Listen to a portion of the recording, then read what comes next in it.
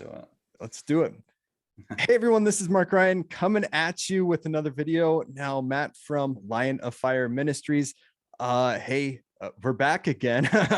We didn't have a falling out or anything. We're still here to chat again. So today we're going to chat about primarily YouTube monetization and even beyond that. Hey, Christians, what should us and preaching the gospel, getting money, supporting others and being supported in the ministry, what should that look like anyways? We're going to talk about, hey, should YouTubers play ads on their channels? Is that a good thing or a bad thing? And the Dorian principle, which is hopefully gaining some steam and people are looking into that. But with that, hey, Matt, would you like to introduce yourself and talk about your channel a little bit? Yeah, thank you so much for having me on again, Mark. Really enjoyed the discussion last time. I'm looking forward to this one. So I'm Matt from Lion of Fire Ministries. That's the animal, Lion of Fire. I've been operating a channel for a couple of years and cover a variety of topics. I do short videos to encourage, inspire, challenge, and convict. I've done interview testimonies. I do teaching videos, expository videos, some calling out false teachers as well, and current issues. So a lot of variety there. And one of the positions that I hold to, and a decision that I've made, is not to monetize my channel through ads. So it's going to be a really interesting discussion, and I'm going to share some of the perspectives as to how and why I came to that decision. And to be fair to you, like me, I've been all over the place. A while ago, I said, man, I'm not going to run ads on my channel. And then I kind of flip-flopped and decided to run ads on my channel. But I think, hey, we'll have a good discussion about this, and I'm looking forward to it for sure.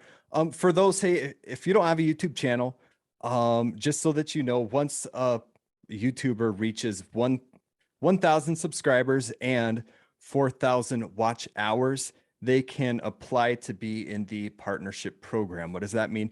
They can make money through running ads on their channel. Do we get to pick those ads? That'd be really cool. No, like we don't. And so we can decide whether a video will have ads, whether it won't have ads, and if they'll be before, after, or during the video, how many ads will run during that video, if it's eligible to have ads on it. If they don't like the video we make, then it can't. But do you have any just opening thoughts on that? Yeah, an area that is hardly discussed. I've hardly seen this discussed in YouTube circles. And one thing that seems to be the case is maybe 90 to 95% of Christian YouTubers do run ads. That's something that I've seen. From me personally, I mean, this isn't something that I've wrestled through. It was actually never a consideration to begin with. I sort of had that very clear in my mind. So I guess I'm coming from an interesting place there where it wasn't something that I actually ever entertained. So it was an easy decision for me in that regard. I just thought, no, ads are not something that I'm going to be having running before my videos. Okay. And so that does seem like it would be kind of a minority position for sure. Just because when I interact with other people's, and when I wasn't monetized for a very short period of time when I could have been monetized, you know, I have people saying, hey, Mark, why aren't you monetized? You should go monetize your channel and everything. And there's different reasons why someone would monetize their channel. And then there's other reasons why, through ads is what we're talking about right now. And then there's other reasons why someone would not want to monetize their channel. And so I thought we'd talk about some of those reasons why there's Christians who would say, no, I will not run ads on my YouTube, on this channel. Do you have any thoughts on that? Because it sounds like with your conscience, with your reasoning, there's reasons why Christians, or you at least, will not run ads on your channel. Yeah. I think for me, first of all, the way that I look at it is, if I choose to run ads on my channel, I'm putting ads on the channel which would not otherwise be on the channel. So it's not like I'm going on TV. It's not like I'm going on YouTube, whereas they're saying, well, we're running ads anyway. and you can't control that. In which case I would go onto those mediums, because I would simply be adding Christian content to those mediums. There would be no further ads which are added to those mediums. But for me, in good conscience, I can't, number one, allow ads to come up that I can't control. A lot of people will use the argument, well, you can't control ads, so it's not my fault. Whereas I would say, well, if you can't control ads, then that's a good reason not to be running ads, because anything can come up. And I've seen psychic reading ads. I mean, it was almost comical if it wasn't so serious. There was a guy that was talking about in a shorts video not to go to a certain person's show because he uses magic and divination and evil spirits. And before the video was a psychic ad for some app. And I'm thinking, this is crazy. And then there's been like gambling, there's been homosexuality, and even ads that aren't necessarily sinful are still just secular products of companies. They don't support Christian values necessarily. And should we be taking money from those sorts of products anyway? But for me, the main thing would be the fact that the ads actually contain sinful content, which can be a stumbling block. And there's no way that I could stand before God and God says, do you have a clear conscience about running these ads, taking that money, knowing that a number of these are actually things which are an abomination to me? That's how I develop such a strong view. Okay, and so I want to push back on that a little bit in that, hey, if Bill Johnson, let's just use Bill Johnson for some random reason, right? If Bill Johnson were to knock on the door of my house, hey, Mark, I want to run some ads on your channel, or a psychic or whoever, every Christian anywhere would have to say no. Like, we're not taking money from a false teacher or a psychic or whatever, and to run ads on our channel. No. And hey, that actually could happen because people can privately, run advertise for other businesses or whatever too. It'd be a sin for any Christian anywhere to take the money and run ads on their channel using that money, or advertise for the false teacher or whatever, and that's a direct thing. There's a little bit more separation in that, hey, they're not coming to me personally, they're coming to YouTube. And YouTube comes, there's a million different people coming to YouTube. Some of them psychics or false teachers or whatever. Some of them, even gospel people, Christians coming to YouTube. And they're saying, hey, we'll give you this money, YouTube, and you place ads on Mark's channel and different channels. And so I get money not directly from the psychic or the false teacher. It comes from YouTube. So there's a little bit more separation. Obviously, I don't think any Christian would want to see, psychic ads or anything on their channel. So that still is very problematic for sure. Yeah. I mean, a lot of people will say, Matt, it's not ideal, but it's not necessarily a sin. And I'm not saying that this is something that needs to bind the conscience of all Christian creators. I'm just putting out there my thoughts and views on this. But as soon as someone starts to say this isn't ideal, I mean, that's got to start to ask some questions. And I mean, okay, the person's not coming to you directly and you're not accepting directly, but are you accepting indirectly, knowing that a portion of ads, whatever they are, that are running on your channel, this person is getting to advertise their product on your channel, which is sinful, and you're going to receive ad revenue. Even if it's coming from YouTube, you're actually receiving revenue for those ads that are run on the channel. For me, that's problematic. And then, I mean, you could say, well, what portion of the ads are sinful? And I mean, then I'd have to ask, well, what portions of the ads need to be sinful in order for it to be a bad practice? And if it is a bad practice, how is it not sinful? I think of a couple of verses, like a little leaven leavens the whole batch. And also, if, whoever's guilty of breaking, one part of the law is guilty of breaking the whole law. And I think maybe this isn't something that people even want to delve into a little bit more, because it would be costly to them.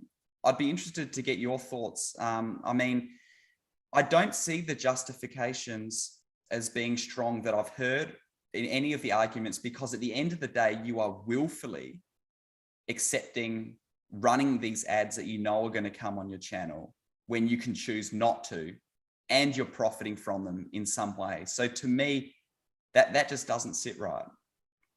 What about this? I mean, to push back even more, YouTube could run ads on your channel. My understanding is that, hey, you've entered the program, Yeah. and so when you do that, they haven't placed any ads on any of your videos.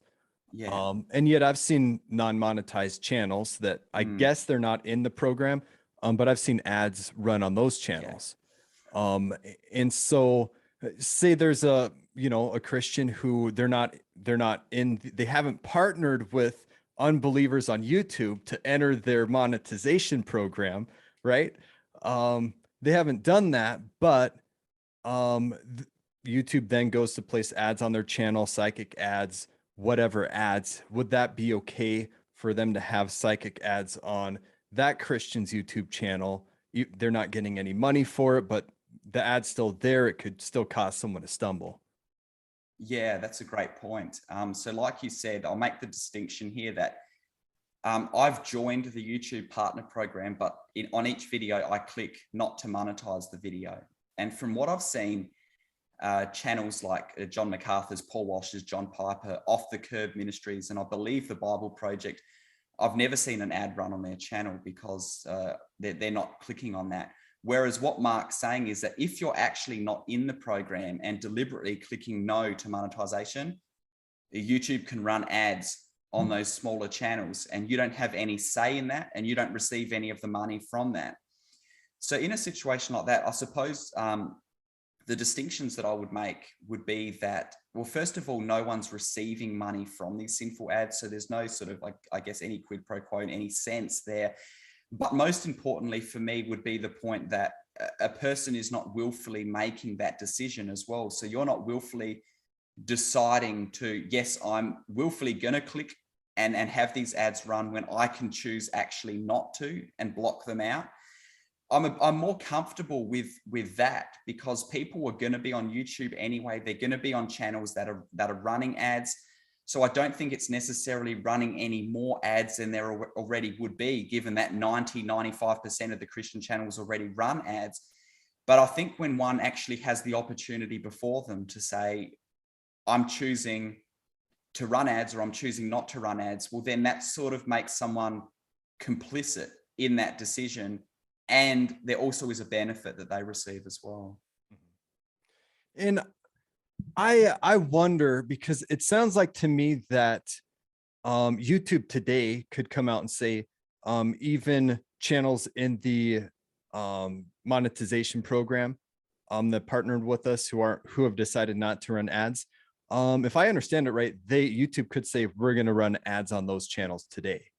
And I would say, hey, any Christian could still stay on YouTube and stuff, even though we could point to other platforms where they're not going to cause anyone to stumble by running bad ads in those videos. There's other platforms out there who wouldn't run ads on videos. So then should Christians leave YouTube and abandon YouTube and go to other platforms where they're not going to place these psychic ads, LGBT ads, whatever ads that could cause people to stumble?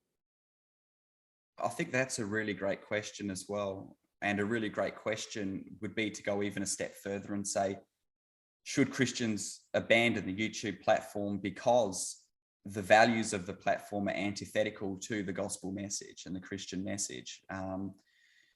So those are interesting questions to ask. I mean, obviously there are other platforms. I'm on Rumble, I'm on Odyssey. I believe Rumble do run ads. I think that's how they make their money. I'm not sure with Odyssey. I'm assuming it's the same. I can't confirm that. But I think when we have a platform that is such a universally used platform that does reach the masses, as well as TV, cable, that sort of stuff, I don't think as Christians we abandon that altogether, because what it's going to do is it's actually going to, I guess we're just going to retreat back and people aren't going to hear the Christian message. People aren't going to have access to those messages. So I mean, this is all a little bit subjective, and we can't point to scriptures and say this, this, and this. But I think the problem comes when one makes a decision to willfully partner with these companies and ads and products and services that are antithetical to the gospel. I mean, that's certainly another step further when we're actually willfully clicking on a button saying, yes, I'm going to do this and I'm going to receive money from it. Well, and I would say as long as Christians can be on YouTube and exert our influence on YouTube, like we should. And yet historically we've seen where if a person's a Christian, they could not be a doctor if they're forced to perform abortions or if they're forced to perform sinful things. A person can be a soldier, but if that soldier's ordered to do sinful things like murder civilians or whatever that would be, we could see that in World War II and everything. But well, then you shouldn't go into that into certain professions, even when you're a person's being ordered to do what God forbids, if that makes sense. And so I would say, hey, as long as we can be on YouTube, we should be on YouTube. If there's a day and age where you just can't be a Christian on YouTube and have God smile upon you, then that's where we should leave it, basically. And maybe that'll come with some of their policies down the road with LGBT stuff, or you can't 100%. Speak up against LGBT stuff or things like that. Maybe that day and age will come where we'll have to go to a different platform that has more free speech, something like that. But beyond that, I want to say as Christians, we should not forbid what God allows. And then the flip side of that, we shouldn't allow what God forbids. Would you agree with a statement like that by chance? Or yeah, I mean, I would. I think it can be a bit more complicated than that. Like, obviously we don't want to bind people's consciences and go beyond what the word of God says, like, clearly. But at the same time, I think there is a place for us to be strong when we feel that a practice does or doesn't align with the spirit of the word of God. And that's where I would sort of stand on this particular point. And I would like challenge Christian YouTubers as well, anyone to come to me, to come on my channel to discuss, even privately, like, what are some of the good reasons that you would justify running ads and accepting that money when these companies are doing these things? Like, I just haven't heard anything convincing that's made me think, okay, that's okay to do it. And when I talk to people at the same time, I do see people sort of hesitating a bit, going, I don't know if I should do it. I don't know if I should not do it. And to me, that sort of maybe just suggests that there is something to explore there. I think if there was one point that I would make, I imagine, and this is one of the first things I imagined with the whole ad thing, and why I, from very early on, was well set in this position, is that I couldn't imagine like Jesus or Paul standing up and, let's even not say a sinful ad, let's even say a non-sinful ad, any sort of product. And Jesus getting up to do the Sermon on the Mount, it says, he stood before them, he opened his mouth to speak, and then he said, Lydia's purple cloaks, they're great products, cloaks for blokes, go and buy these cloaks, they're fantastic. Yeah. I really recommend them. And then he takes a share of money, and then he gets on and says, blessed are the poor in spirit, for theirs is the kingdom of heaven. I mean, and then people will say, well, they didn't have YouTube back then, they're not speaking into YouTube. But I think personally, the spirit of the thing is the same. And that's how I feel when I'm looking at ads on a channel. And I'm okay if people feel differently about that, but that's really strong for me. And what's probably the most common argument that I hear in response to that, or the most common pushback, which I don't even know that I like, to be honest, but it is, hey, we're going to run these ads. It's going to help us buy equipment. We're going to be able to make better videos. We're going to be able to reach more people with this new equipment that running ads, it's going to help us with. What do you have you've probably heard that argument, and it'd be easy for me to make that argument because, hey, I could really use, if you're a Christian YouTuber, you could use equipment. If you're a Christian in ministry, there's always more equipment, more things. hey, if you're a missionary, you could always use more Bibles. You could always use more different things. What do you think of that argument though? Hey, we're running ads, we'll get that money, it'll help us buy equipment.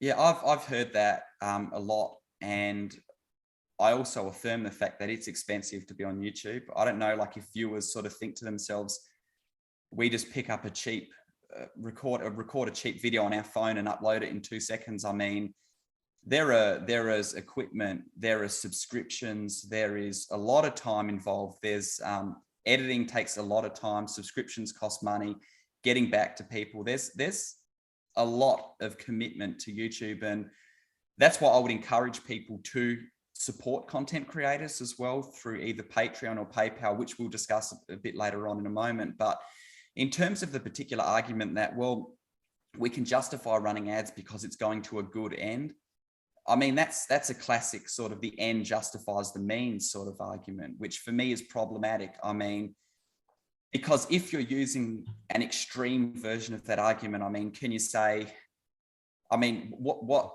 is it okay to accept anything for payment as long as it goes towards something to help the ministry? So I guess two things that I would say is, one, it doesn't change the practice of whether it's a sin or whether it's questionable or not. So that's one point I would make.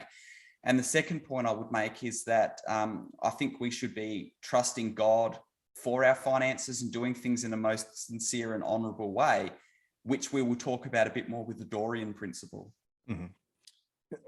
There we go. But in response to that, I think there is a difference we'd have to recognize between, hey, there's a pastor and there's going to be all these different sermons on this YouTube channel. I think we're on the same page here, and we're going to place ads throughout the sermon on the YouTube channel. I think you and me would agree, hey, that's not okay, right? I mean, yeah, that's a step further. That's an obvious further. I mean, no, that should never happen. Or no, or beyond that, hey, we're gonna write worship music, and scattered throughout our worship music, we're gonna put ads. I think as Christians, we just intuitively know, like, that's not okay. Yeah, that's right. I had someone recently that I know that I'd spoken to about ads and stuff, and they did a paid promotion during their ad of, I won't mention the company, I don't want to bring any attention to the person or the company, but actually at the start of the video, he'd introduced his points, and then it said, this video is brought to you by blah, blah, blah product. It has this features, it's good for this reason. Now let's get into the video. And I was watching it and I'm listening to the start of it and I'm like, oh, this is great. I want to hear these 3 points. And then it goes into this ad for this product. And I'm just like, what? And it killed the video for me. I'm sure it was a great video, but it just killed it for me. And it would be the same as a pastor in a sermon, wouldn't it? Just standing up and going. And then Jesus said, by the way, you know, this product's really great. If you're struggling, you know, with stuff in your home, you can, that's a whole nother level altogether.